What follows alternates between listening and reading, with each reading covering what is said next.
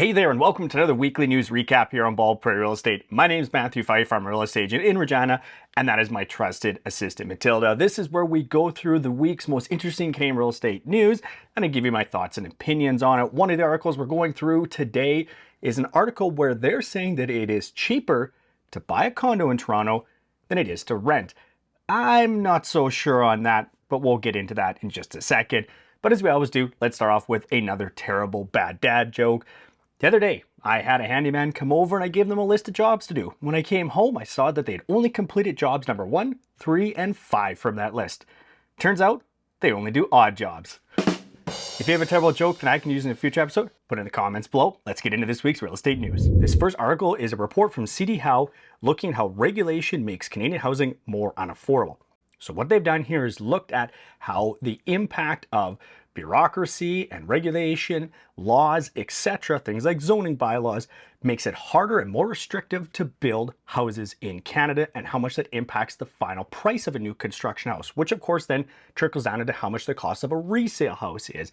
In Vancouver, they feel that this adds $1.3 million, yes, $million, onto the cost of a single family home. In Toronto, it's $350,000.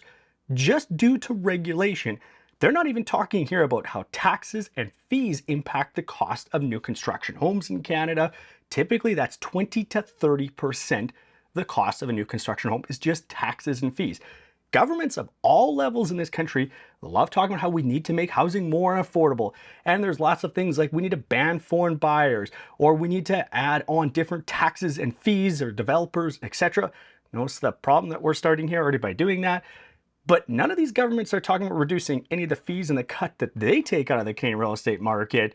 So instead of blaming everybody else, maybe we should start looking at the impact that government has and how hard and expensive it is to build houses in Canada, particularly because of regulations and fees. Next up here, we have 2 Quebec real estate agents that were getting friends and family to make fake offers to drive up home prices. Now, it's been a couple weeks since I did a segment on real estate agents behaving badly, but of course, when I read this, I had to put this one in. My jaw darn hit the floor when I read this. And I have to start by saying that not only is this wrong, it's unethical, and I assume it's going to be deemed illegal pretty soon, it just cannot be happening. So what these agents were doing is they would get friends and family to submit bogus fake offers. They had no intention of actually buying the property on their own listings so that it would drive up buyer interest and demand, basically creating fear. These buyers would think there's all these multiple offers and increase their final prices. Again, this is wrong. It shouldn't happen. And this is one of the reasons why there's a huge call for things like banning blind bidding so this doesn't happen. Of course, the solution that a lot of people are proposing is an open auction. It is a solution. It will create more transparency. I'm not sure it's the best solution. I think an open auction, although it'd be nice to know what the competition looks like and what those prices are, it might make you feel better, but it's likely not going to make home prices lower. It will stop some activity like this. Again, it still doesn't prevent somebody from doing this. It just makes it a little bit more out in the open. What I would like to see is more what we see in the United States, where they have escalator clauses. What you do there is you write your offer. I will give you, the sellers, X amount of money. If there are multiple offers, I will offer to pay you $1,000 more than the next highest bid up to a set maximum price. That way, the sellers know that they were able to achieve the maximum sale price.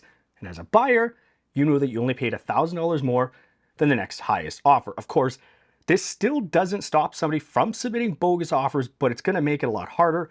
And at the end of the day, if they were to write an offer that was higher than all the other buyers, they'd be stuck on the hook buying this property. Again, nothing is going to be a perfect solution. And if somebody has a better idea, let me know in the comments below, because we do need a solution for this. But at the end of the day, this behavior is unethical. I am hoping that this is found to be illegal. These agents have already been fired by RE/MAX, and I expect they're not going to have a real estate license much longer either. Next up here from the Financial Post, the love affair with variable rate mortgages in Canada is over. This probably shouldn't come as a surprise to anybody when in the last year we've seen interest rates go up over 4% in just one single year. I can understand why people are obviously very gun shy about going with a variable rate mortgage. So what they did was they looked at data from 𝗏𝗳𝗲𝗲𝗲𝗏 where they said last year about 26% of people looking to get a mortgage we're looking at variable rates, and today it's 5%.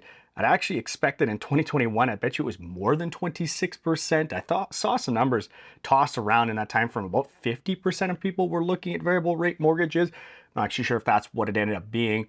Now, of course, a lot of people were looking at it going, okay, their variable rate was not only lower than fixed rates, typically they are, about 1 to 1.5% lower than fixed rates.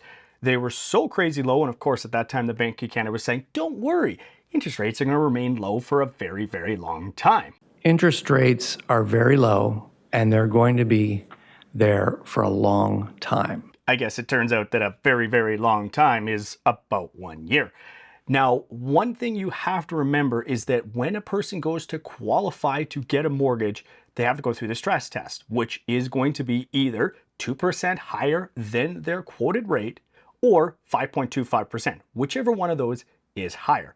So right now, anybody looking at a variable rate mortgage is going to have probably about a 5.5 to 6% interest rate. Again, this is of May 2023.